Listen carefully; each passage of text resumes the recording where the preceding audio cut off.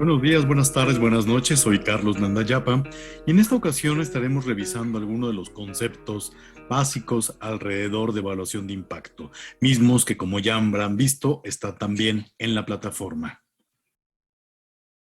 Lo que vamos a ver en este video es un breve repaso de ciertas nociones y ciertas ideas que resultan fundamentales alrededor de lo que es evaluación de impacto. Como comentábamos, muchos de estos conceptos nos van a parecer nuevos, pero resultan fundamentales conocerlos como funcionario público.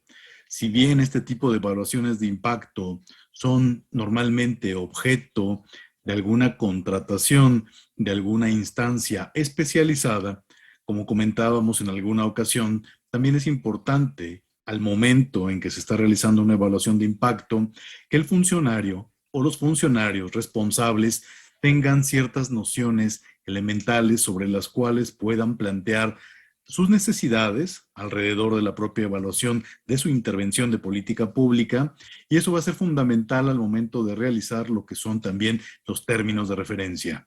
Revisaremos, por lo tanto, estos conceptos fundamentales alrededor de lo que es evaluación de impacto y veremos que el objetivo de esta lección es precisamente su repaso de estos conceptos fundamentales alrededor de esta particular evaluación de las intervenciones de política pública.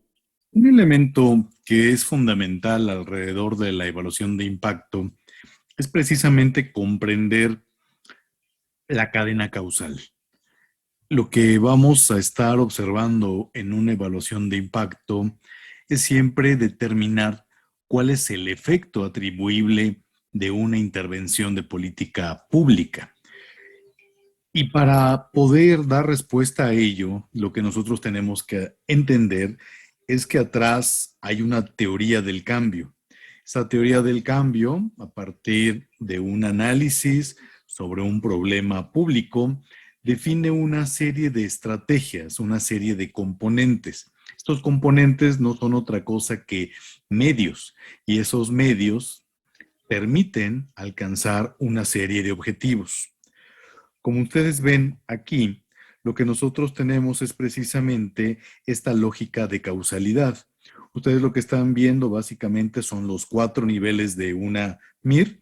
Como ustedes saben, tenemos por un lado lo que son actividades, tenemos por otro lado lo que son los componentes, que son propiamente los medios, y como ustedes recordarán, estos dos primeros elementos es parte de la gestión que depende, en sentido estricto, del ente responsable de la política pública, puesto que finalmente estos dos componentes, y me refiero a lo que es los componentes en sentido estricto y las actividades, lo que va a integrar propiamente la oferta de la intervención.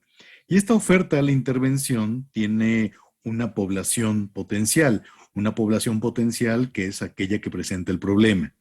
Lo que nosotros vamos a ver es que los componentes tienen la finalidad de alcanzar un propósito. Y este propósito es básicamente donde nosotros estamos observando esa relación causal de lo que es medio con respecto a fin. ¿Cuál es aquí el punto que nos interesa siempre subrayar? Y nos interesa subrayar lo que es la pregunta básica de una evaluación de impacto. Y esa pregunta básica es precisamente cuál es el efecto causal de un tratamiento, por ejemplo, estar en un programa cualesquiera de política pública sobre una variable de interés que llamaremos de impacto. Entonces, realmente aquí vamos a estar observando que para que nosotros identifiquemos si el propósito de la intervención se alcanzó, pues necesitamos evidentemente un indicador que vamos a denominar Y. Bien, le hubiéramos podido dar un valor Z, una letra W. Aquí lo único que quiero que observen es que básicamente lo que estamos nosotros observando es una relación de causalidad en cuanto a que el componente como estrategia es un medio para alcanzar un propósito. ¿Qué es lo que nosotros estamos, por lo tanto, aquí tratando de hacer? Pues básicamente lo que estamos tratando de hacer aquí es precisamente corroborar que existe una relación causal al establecer empíricamente que hay un cambio en la variable de impacto. Y este cambio en la variable de impacto sería precisamente un cambio en la variable Y. Hay que recordar que usualmente lo que vamos a estar recorriendo alrededor de lo que son las evaluaciones de impacto son indicadores de resultados, y los indicadores de resultados los vamos a encontrar precisamente en la matriz de indicadores y resultados en la parte alta. Es decir, normalmente cuando nosotros referimos una evaluación de impacto, vamos a estar nosotros interesados en conocer si estos componentes realmente están contribuyendo o no al propósito de la intervención. En algunas ocasiones vamos a ver que también pudiéramos estar en lo que es la parte más alta, que es el fin, es decir, una política pública puede también evaluarse a la luz de un indicador Y' alrededor de lo que es el fin. Normalmente, lo que van a ver ustedes en políticas públicas, en matrices de indicadores de resultados, es que el fin corresponde a un objetivo que más bien podríamos denominar una meta nacional. Una meta nacional podría ser, por ejemplo, reducir la pobreza. Nosotros lo que sabemos es que la reducción de la pobreza no se puede entender a la luz de una sola intervención. Por eso es difícil analizar a nivel de fin una política pública aislada. Una política pública de manera global, como podría ser una política social, ya en su conjunto, sí podría tener precisamente este indicador de cómo ha contribuido a reducir la pobreza. Pero normalmente las evaluaciones que nosotros vamos a realizar son sobre ciertos programas, sobre ciertas acciones particulares que van sobre algún derecho social en específico. Por lo tanto, la mayor parte de los indicadores que vamos a estar trabajando va a estar precisamente a nivel de propósito. No hay que perder de vista, por favor, ese. Como hemos dicho, el objeto de una evaluación de impacto es precisamente establecer cuál es la contribución que esta política pública tiene sobre lo que es un indicador de resultado. Un indicador de resultado que normalmente ocurre a nivel de propósito. ¿Qué es lo que nosotros vamos a hacer para estimar lo que vamos a denominar como efecto de tratamiento? El efecto de tratamiento se define de una manera bastante sencilla. Si ustedes ven aquí, lo que nosotros estamos diciendo es que hay dos grandes grupos. Hay un grupo que tiene el número 1 y que es quien recibe la política pública. Hay un segundo grupo que es el grupo que no tiene la política pública, por eso es 0. El grupo que tiene precisamente el 1 es la población beneficiaria. El grupo que tiene el 0, que no recibe la intervención de política pública, es el grupo control. Si ustedes ven, en sentido estricto, lo que nosotros vamos a estar observando es que estamos comparando un indicador resultado Y. ¿De quién? De la población que es beneficiaria, de la población que tiene la política pública, contra el mismo indicador Y, pero ¿de quién? Del grupo control. La diferencia entre el indicador Y de la población beneficiaria y el indicador Y de la población control es lo que nos va a arrojar el efecto de tratamiento. Si ustedes ven la gráfica, es bastante interesante porque lo que nosotros tenemos es en este lado de ese indicador Y. Y por el otro lado, lo que nosotros vamos a tener es precisamente el tiempo. ¿Qué es lo que estamos observando aquí? Bueno, que En un punto, que es básicamente lo que nosotros denominamos como línea base, que es precisamente el inicio del apoyo, lo que es el grupo de beneficiarios y no beneficiarios están así en un momento del tiempo. Vamos a denominarle T1. En algún punto, lo que va a ocurrir es que con el tiempo, lo lógico a pensar es que precisamente la política pública genera y va generando un resultado. Esto es importante porque una política pública requiere un periodo de maduración. Imaginemos nosotros una beca, difícilmente podríamos pensar que de manera instantánea esta beca va a cambiar, por ejemplo, si fuera una beca escolar, va a cambiar el promedio del alumno que la recibe. Seguramente esto va a tomar un tiempo. Si fuera una beca, por ejemplo, de una canasta alimentaria, reducir la inseguridad alimentaria, pues seguramente lo que son las medidas antropométricas sobre las cuales nosotros podríamos construir un indicador Y de resultados, también toma un determinado periodo de maduración. Por eso, lo que ustedes ven aquí es que el impacto realmente lo vamos a hacer en un periodo T2. Y en ese periodo T2, lo que nosotros observamos es precisamente que el grupo beneficiario podría estar de acá. Y vamos a decir que esto es Y condicionado a la población beneficiaria, que es la que recibe la política pública. Y acá, en este punto, tenemos la población control y su indicador de resultados está precisamente dado por ese mismo indicador Y, pero es el indicador Y observado para la población control.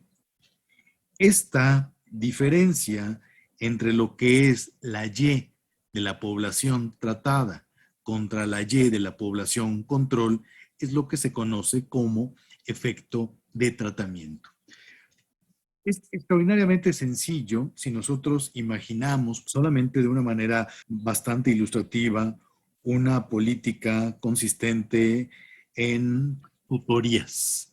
Y estas tutorías tienen como propósito subir la calificación de los alumnos y alumnas que reciben esas tutorías. Entonces, una variable Y de resultado, vamos a poder poner aquí, por ejemplo, lo que es el promedio de las calificaciones. Y por acá vamos a tener lo que es el grupo tratamiento y por acá el grupo control. Y vamos a suponer nada más que el promedio de las personas que recibieron la tutoría, del conjunto de ellos, es de 9.0, mientras que el grupo control es de 8.8. En sentido estricto, los alumnos y alumnas del grupo control y los alumnas del grupo tratamiento tienen las mismas características, con la única diferencia que el grupo tratamiento recibió tutoría y el grupo control no la recibió. Esta diferencia del 9 menos el 8.8 que nos arroja 0.2, esto es lo que sería el efecto de tratamiento de la intervención basada en tutoría. Entonces, lo que nosotros tenemos es que para hacer una evaluación de impacto es fundamental poder tener dos grupos. En la imagen, lo que ustedes ven son los clásicos ensayos clínicos, que son en sentido estricto experimentos, y donde básicamente estamos observando precisamente la existencia de dos grupos. Por este lado tenemos un grupo que se ve bastante tranquilo, que seguramente recibió lo que es el placebo. Obviamente ellos no saben que recibieron el placebo y que estaríamos nosotros llamándolos en términos de indicador de resultados Y cuando P es igual a 0. Por el otro lado, estos amigos que se ven un poco más dinámicos, por decirlo de algún modo, ellos lo que nos van a observar es precisamente el valor resultado Y, pero obviamente ellos sí fueron intervenidos con la sustancia activa. Es esta diferencia, como ya nosotros hablábamos, la base para hacer la estimación de impacto. Entonces, la importancia del contrafactual es básicamente que podemos generar un escenario en el cual nosotros observamos qué hubiera pasado. Y ese qué hubiera pasado es precisamente lo que nos permite determinar que en ausencia de una política pública, ¿cuál sería el valor del indicador Y de resultado versus aquellos que en efecto sí recibieron el tratamiento?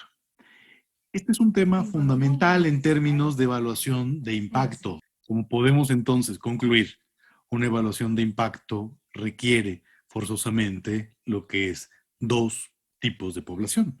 La población tratada, que es la población que recibe la política pública, y la población control, que es la que no recibe la política pública. Ahora, ¿cómo se define la asignación de tratamiento? ¿Cómo se construye el estatuto de tratamiento? Hemos visto que realmente hay dos grandes formas. Una, precisamente la experimental, cuando la asignación del tratamiento, la asignación del beneficio de una política pública se hace con estricto apego a un proceso aleatorio. Es decir, es el azar quien define, precisamente como ven aquí, cómo se asigna el tratamiento. El tema aquí fundamental es que se construye sobre lo que es población elegible, es decir, no es necesariamente que se haga al azar sin tener antes alguna consideración. Una política pública siempre va a tener una población potencial. Esa población potencial es la que presenta la necesidad o el problema público. Por lo tanto, la población sobre la cual se va a construir este proceso de asignación aleatorio, necesariamente debe tener ese punto en común, es decir, que presentan la necesidad. Pero es el azar el que va a ir construyendo la población tratamiento y la población control. Al final, lo que nosotros sabemos que en un punto del tiempo presente se hace esta asignación por azar. Y como decíamos, en un futuro se va a observar un resultado, el resultado del tratamiento, el resultado del control.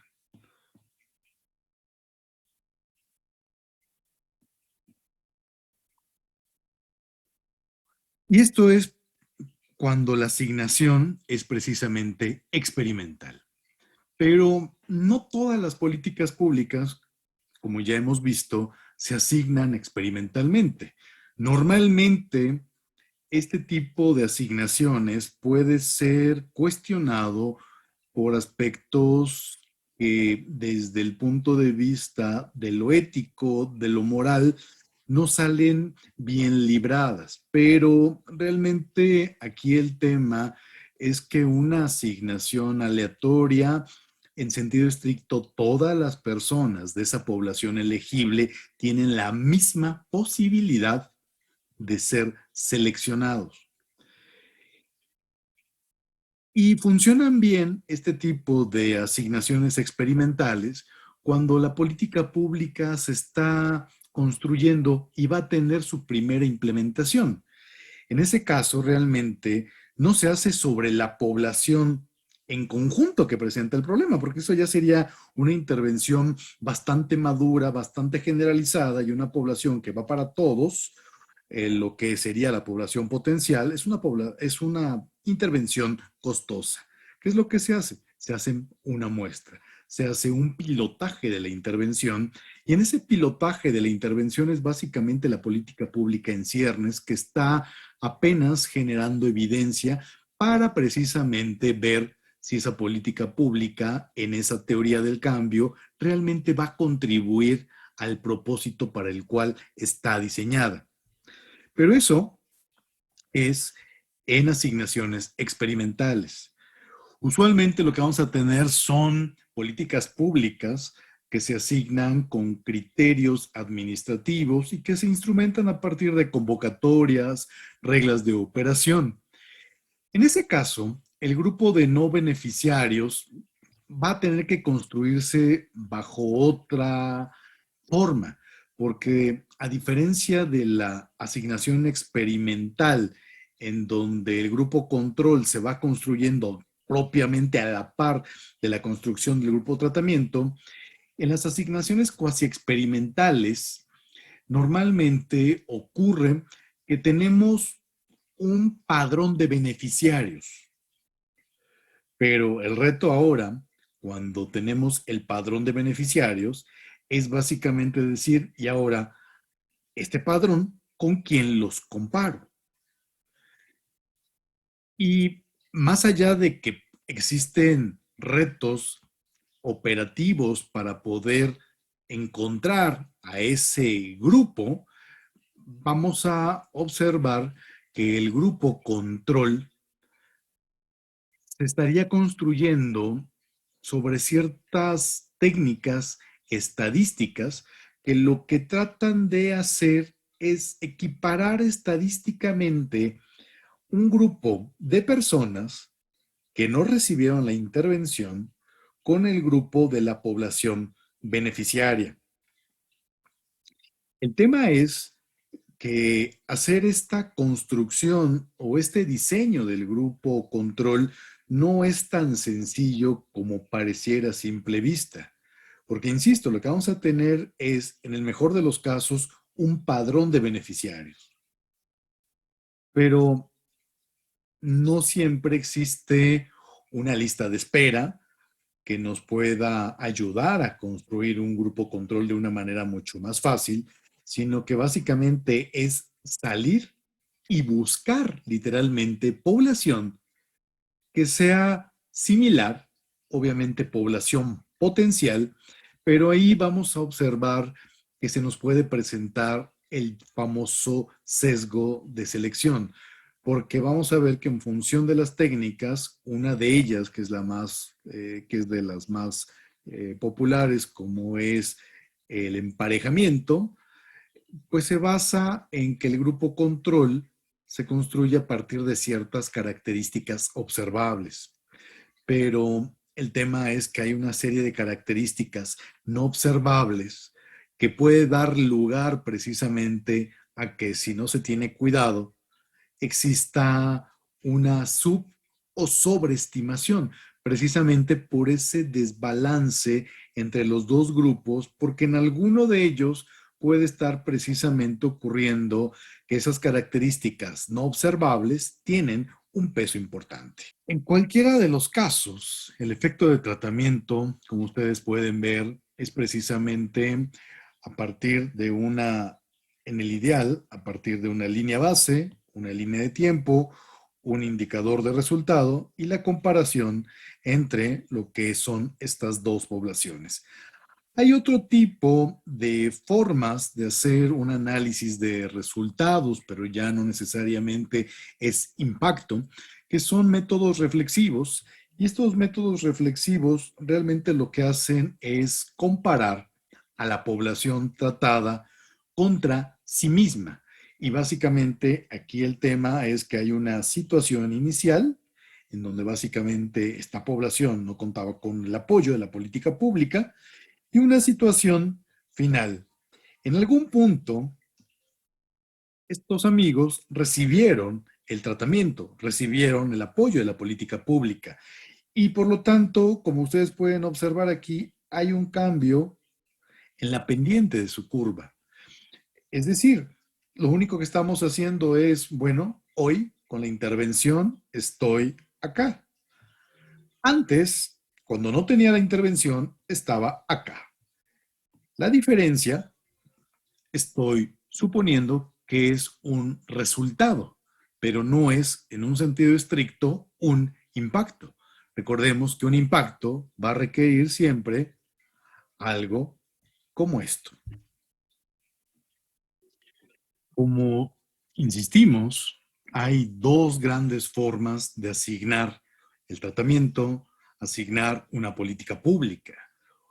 Está a través de una forma experimental, cuando la asignación es aleatoria, y una forma cuasi experimental, cuando la asignación se hace a través de convocatorias, reglas de operación, vamos, de ciertos criterios institucionales, normativos, y que tienen poderosas implicaciones para construir el grupo control.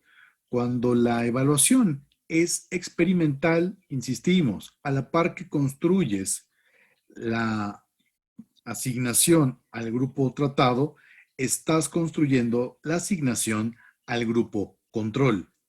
Pero cuando esto se hace a través de convocatorias, reglas de operación, esto requiere una serie de métodos estadísticos para precisamente tratar de replicar estadísticamente la semejanza de un grupo, con la diferencia única de que no tiene la política pública.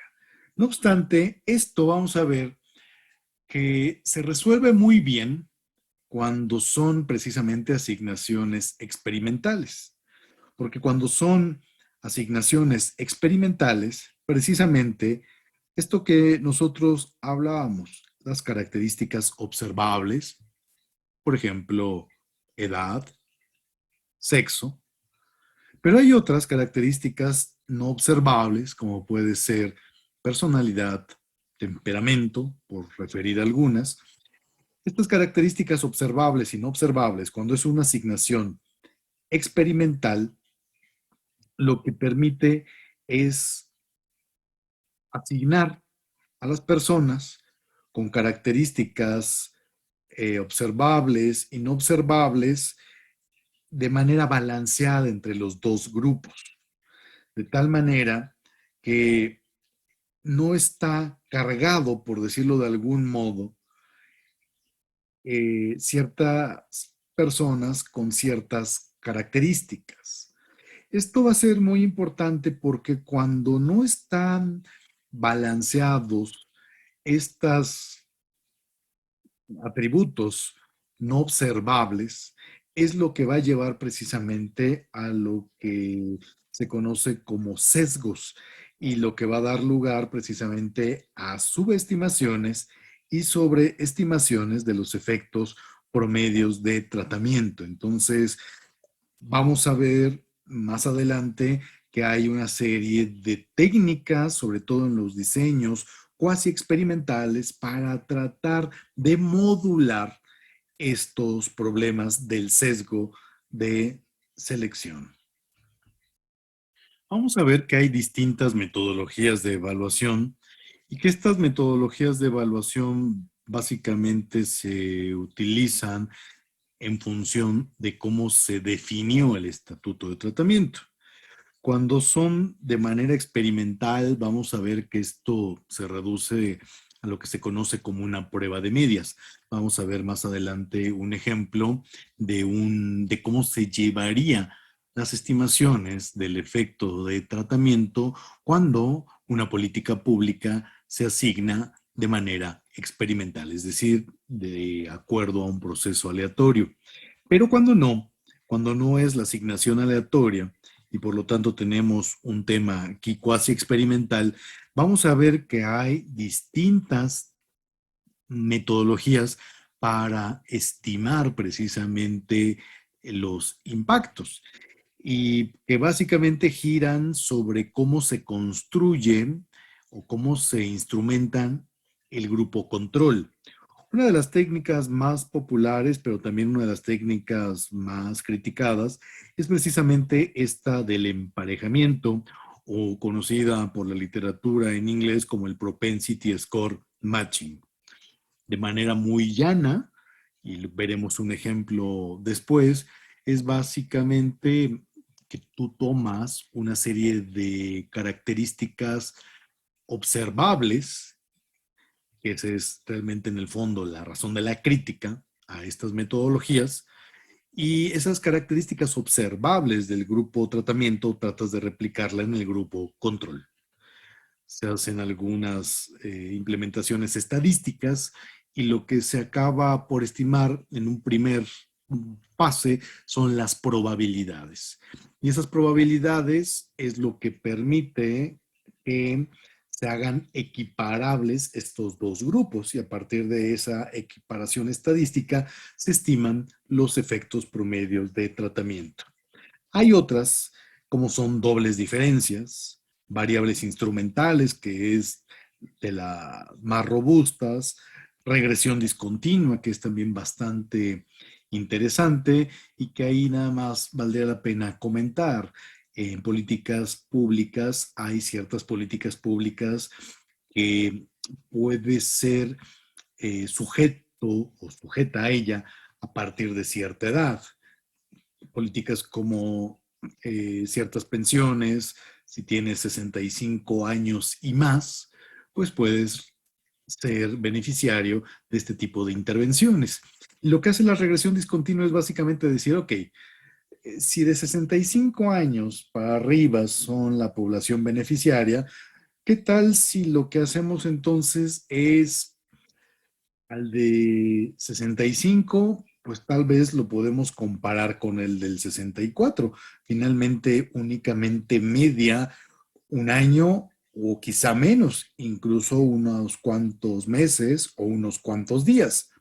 Entonces, este tipo de técnicas, como es regresión discontinua, permite de una manera muy robusta controlar precisamente esta situación del sesgo, que eso es lo que van a batallar todas estas técnicas, como el emparejamiento, las dobles diferencias, variables instrumentales es una técnica también bastante robusta, pero no se compara a lo que son las asignaciones experimentales. Son bastante cercanas, pero vamos a ver que tienen ciertas condicionantes. En el caso, por ejemplo, de la regresión discontinua, el grupo control, pues son la población que puede finalmente estar muy cerca de esa cota, de ese umbral a través del cual se define si puedes o no ser beneficiario. Entonces, poblaciones como si tienes 62, 63, 64, podría ser bastante lógico compararte contra alguien de 65, 66, 67. Entonces, ese grupo control podrían ser precisamente los que tienen 62, 63, 64, y el grupo tratamiento los que tienen 65, 66, 67. Y las estimaciones, vamos a ver que son bastante robustas, pero en esa vecindad.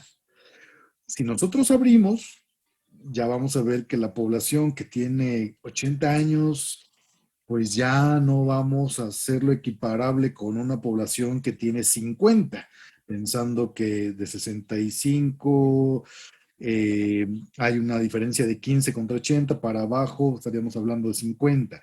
Ya son poblaciones bastante heterogéneas. Conforme nos vamos alejando de esa cota, empieza a existir una marcada diferencia y ahí se va perdiendo precisamente la robustez de las estimaciones. Pero lo que vamos a ver en este curso particularmente es cómo se desarrolla una evaluación experimental, una evaluación cuasi experimental a través de emparejamiento o lo que se conoce como propensity score matching, y vamos a ver un estudio de caso con regresión discontinua. No nos queda más que agradecer su atención en este video. Recuerden que nos pueden precisamente consultar, externar sus dudas al correo que ustedes ya conocen, o bien pueden ustedes también dejarnos mensajes en la propia plataforma de manera directa. Gracias, buenos días, buenas tardes, buenas noches. Hasta el próximo video.